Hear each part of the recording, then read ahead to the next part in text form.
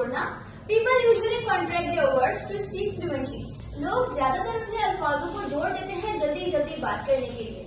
हम क्यों सोचते हैं कि जब हम कोई मूवी देखते हैं या कोई अंग्रेज बात करेंगे तो हमें इंग्लिश तो आती है लेकिन उनकी बातें समझ क्यों नहीं आती? क्योंकि वो कॉन्ट्रैक्ट करके बात करते हैं, अपने अल्फाजों को जोड़ के बात करते हैं जल्दी जल्दी बात करने के लिए। तो ये कॉन्ट्रैक्शन होती कैसे है? बेसिकली अगर देखा जाए तो ग्रामर में कुछ चीजें रेगुलर होती हैं, कुछ चीजें इरेगुलर होती हैं। रेगुलर चीजें वो होती हैं जो किसी भी रूल या रेगुलेशन को फॉलो कर रहे हैं, और इरेगुलर चीजें वो होती हैं जो अपनी मर्जी के मालिक हो, जैसी हो उनको हमें वैसे ही याद रखना पड़ता है। कॉन्ट्रैक्शन देखा जाए तो एक इरेगुलर टॉपिक है, लेकिन इसकी जो इनिशियल कॉन्ट्रैक्शन है इज़एमआर, ठीक है, इज़एमआर हम इसकी इनिशियली सीख रहे हैं कॉन्ट्रैक्शन, ये रेगुलर है और इसका रूल है। तो हम कॉन्ट्रैक्ट करने के लिए जिस पंक्चुएशन का इस्तेमाल करते हैं वो है अपॉस्ट्रोफी, ठीक है। अब अपॉस्ट्रोफी को अगर हम देखें तो अपॉस्ट्रोफी और कॉमा शक्ल में देखने में एक जैसे हैं, लेकिन फर्क ये है comma comes on the line, comma line के ऊपर होता है, and apostrophe comes above the line, और अपॉस्ट्रोफी जो है वो लाइन के ऊपर आती है। तो जो ऊपर आए वो अपॉस्ट्रोफी है, जो नीचे आए वो कॉमा है। बहुत बार मैंने नोट किया है कि लोग अपॉस्ट्रोफी की जगह कॉमा लगा रहे होते हैं, विच इज टोटली रॉन्ग, क्योंकि कॉमा का मतलब जो है वो है टू ब्रेक, तोड़ देना। मतलब आप एक लाइन पढ़ रहे हैं, जहाँ कॉमा आया आपको वहां पे रुकना है, तसलसल तोड़ना है और फिर से दोबारा स्टार्ट करना है। लेकिन वहीं अगर हम अपॉस्ट्रोफी को देखें तो अपॉस्ट्रोफी का मतलब है जोड़ देना, यानी जिन दोनों चीजों के बीच में अपॉस्ट्रोफी लगे उनको साथ मिला के तेजी से पढ़ना होता है जोड़कर। तो there is a very big difference between them. तो इन दोनों में से आपको किसका इस्तेमाल करना है? बिल्कुल सही इस्तेमाल करना होता है। चले अगर हम बात की जाए कॉन्ट्रैक्शन की, तो दो तरह की कॉन्ट्रैक्शन होती है। एक होती है पॉजिटिव कॉन्ट्रैक्शन, एक होती है नेगेटिव कॉन्ट्रैक्शन। हर तरह का सेंटेंस नेगेटिव और पॉजिटिव होता है। पॉजिटिव सेंटेंस उसको बोलते हैं जिसमें बयानियत बात की जा रही हो, जिसमें कोई चीज बयान की जा रही हो, और नेगेटिव उसको बोलते हैं जिसमें नहीं का लफ्ज आ जाए, इनकार आ जाए। तो अगर हम बयानियत की बात करें, पॉजिटिव कॉन्ट्रैक्शन की बात करें, तो उसमें हम सब्जेक्ट के साथ हेल्पिंग वर्ब को कॉन्ट्रैक्ट करते हैं। जैसे कि अगर यहाँ देखा जाए पॉजिटिव कॉन्ट्रैक्शन में मैंने सारे सब्जेक्ट्स यहाँ पर लिख दिए हैं और सारे हेल्पिंग वर्ब्स उसके यहाँ पर लिख दिए हैं। I am, we are, you are, they are, he is, she is and it is। अब देखते हैं कि हम इसको कॉन्ट्रैक्ट कैसे करेंगे। तो इस इज़एमआर की कॉन्ट्रैक्शन का जो रूल है वैसे बेसिकली वो ये है कि हम फर्स्ट वर्ड तो एज इट इज लिखते हैं, और सेकंड वाले वर्ड का जो पहला वोवेल होगा उसकी जगह हम अपॉस्ट्रोफी लगा देंगे, यानी कि सेकंड वाले वर्ड के फर्स्ट वोवेल को एलिमिनेट करके उसकी जगह पे अपॉस्ट्रोफी आ जाएगी।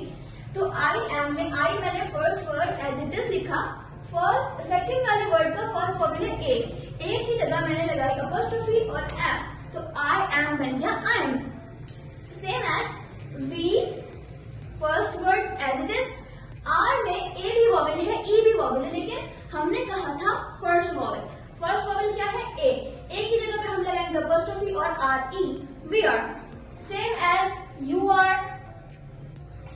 दे आर। अच्छा एक होते हैं देयर, ये है there and they are, there is a difference. Same as where and we are. अच्छा और अगर इसमें देखें तो इसमें फर्स्ट वोवेल जो है वो आई है, तो ही, उसके बाद आई की जगह अपॉस्ट्रोफी और is, he's. Same as she's and is. तो ये हो गया I am, we're, you're, they're, he's, she's and it's. ये है हमारी पॉजिटिव कॉन्ट्रैक्शन।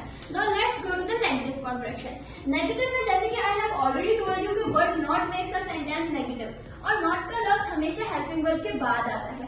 तो इस एम आर के बाद हमने नॉट लगाया है। Now let's see how to contract it.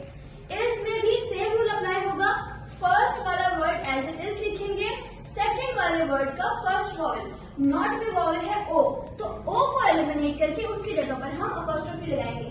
तो इज एज इट इज आया, N is not a vowel, O की जगह apostrophe and D, it's become isn't. Now are, O की जगह अपॉस्ट्रोफी एंड आर्ट, ठीक है।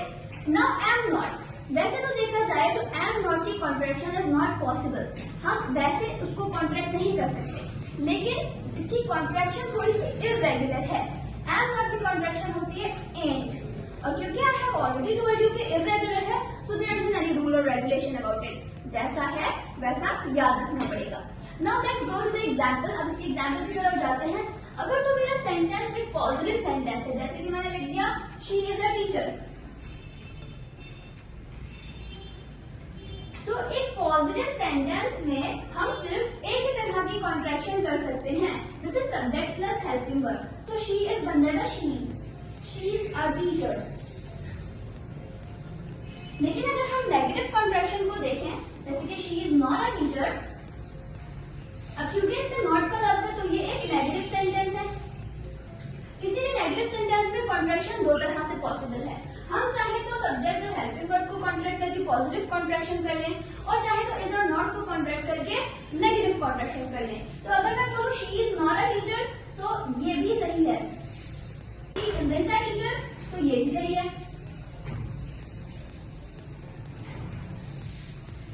तो इस तरह से होती है हमारी contraction.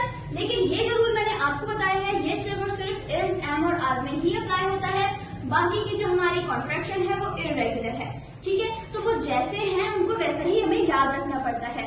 That's all till here. Thank you so much for watching my video. If you like my video, do like, share, subscribe, and don't forget to press bell icon. Allah Hafiz.